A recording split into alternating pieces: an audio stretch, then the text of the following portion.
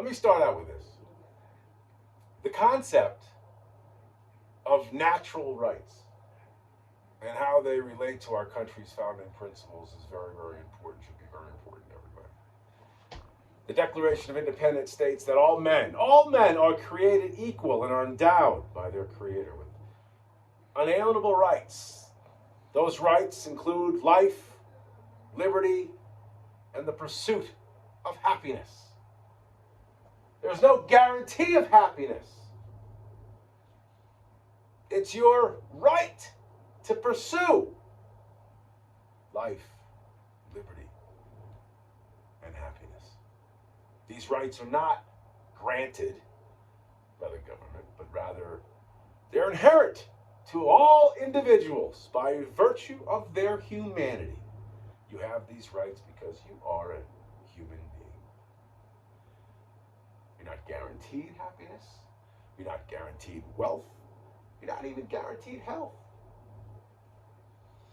You're guaranteed the opportunity to pursue those things.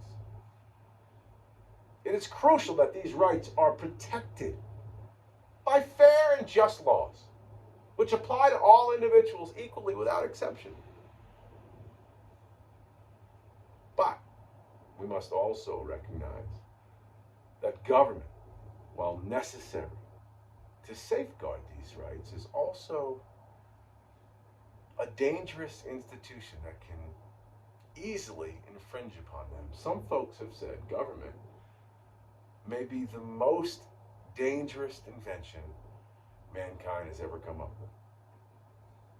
Now, this is why our founding fathers were careful to establish checks and balances within the system of government that we've enjoyed for 200 and almost 50 years.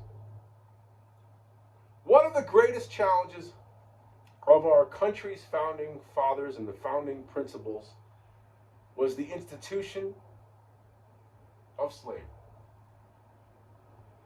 Our founders recognized slavery was a cancerous tumor that needed to be removed. Unfortunately, a large chunk of the population cannot get their mind around that. They somehow think that everyone walking and talking upright nowadays who happens to be of a certain skin tone is responsible for not only slavery, but eons of racism and decades, maybe, of perceived oppression. The Civil War and the abolishment of slavery were necessary steps towards realizing the full power and equity and equality of equal rights for all individuals. We must be vigilant against all threats to that in our way of life in every way. And the progressive movement is the one which seeks to expand. Never forget that.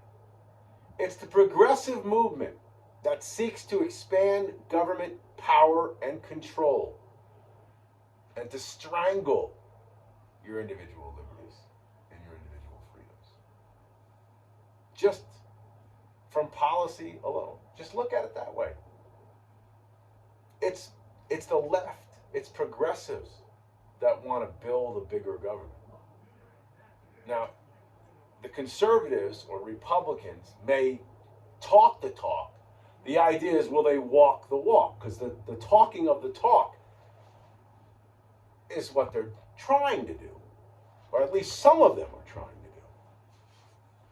But your individual freedoms, your natural rights, the bigger the government gets, the more they strangle your natural rights. In many people who are still alive, in their lifetime, remember this, if you're near 90 years old, 80, 90, some lucky few out there who are 100, lived an amazing life. In your lifetime, or at the very least, in your grandparents' lifetime, your grandparents, somebody you could actually reach out and touch, in their lifetime, governments starved, executed, murdered their own people to the tune of tens of millions. Russia starved tens of millions of their own citizens. 5 million Ukrainians. Germany killed, on record, 6 million Jews, probably more than that. China is the worst oppressor of all. Maybe 50 million, maybe 100 million of their own people slaughtered. You don't think it could happen? You think it's impossible? It could flip. It could turn on a dime. You've always got to remember the importance of natural rights, the rule of law, and work to protect individuals and not allow a government to grow too big and too powerful,